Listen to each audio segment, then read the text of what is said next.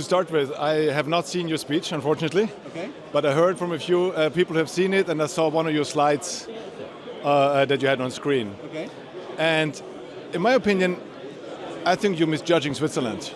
Okay. I think you're misjudging our resilience and our ability to withstand, and the history of withstanding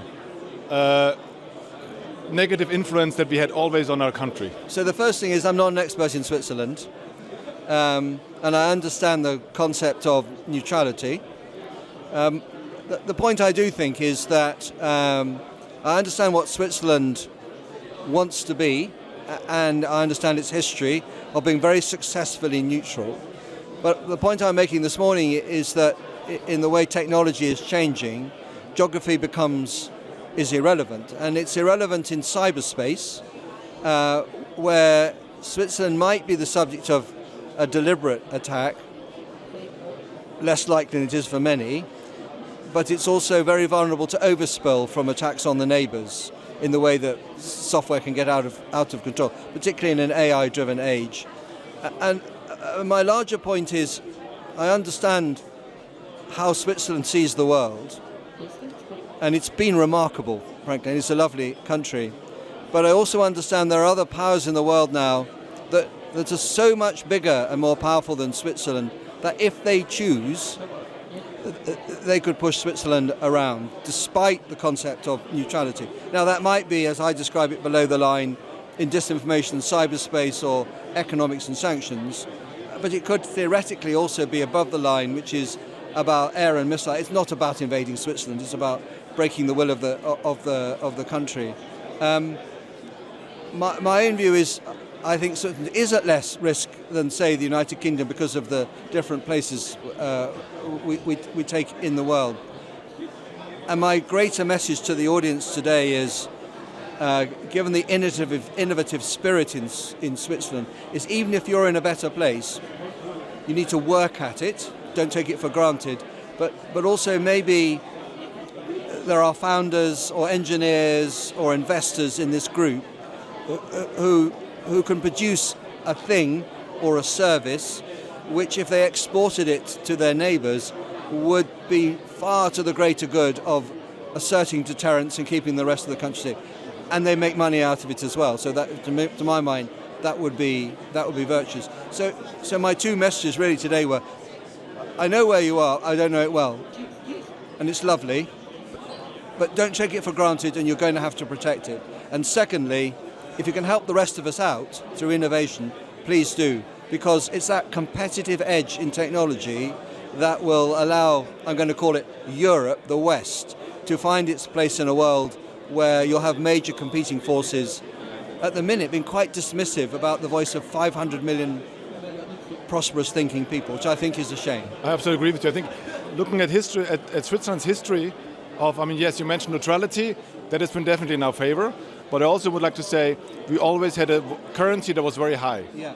And especially in the last few years, despite this high currency, we have remarkably been able to be a rather big export nation, because that's all we can do, right? So we're a powerhouse in banking, a powerhouse in pharma. Yeah. We have a very strong, small, medium company group of people who resilience is the name of the game. Yeah. You know, and I think I agree with you. We have to probably work more with Europe together. Yeah.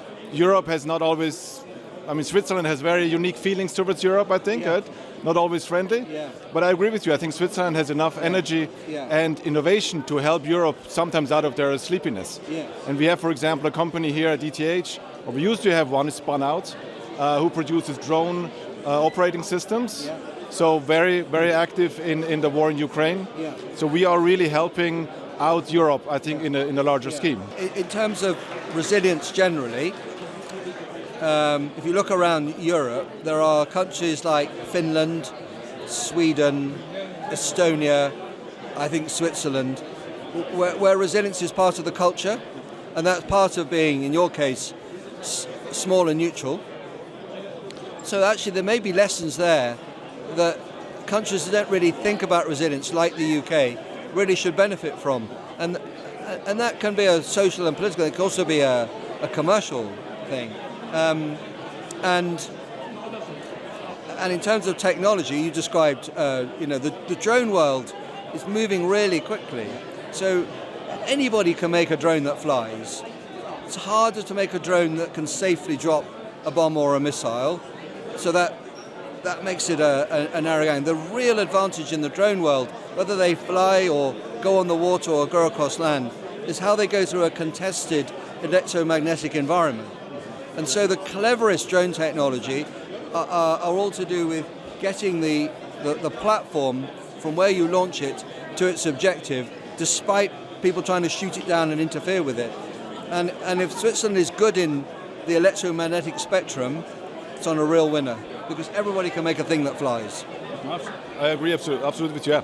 And just one other point, which people don't realize, and I don't know the exact number, but there is, I think, over 1 million guns in people's homes. Yeah. Because Switzerland, everybody goes to the military, everybody can bring their gun at home afterwards. Yeah. So we are a very resilient country from the ground up, right? So we have the definition of a militia army already installed at home, so to say. Yeah.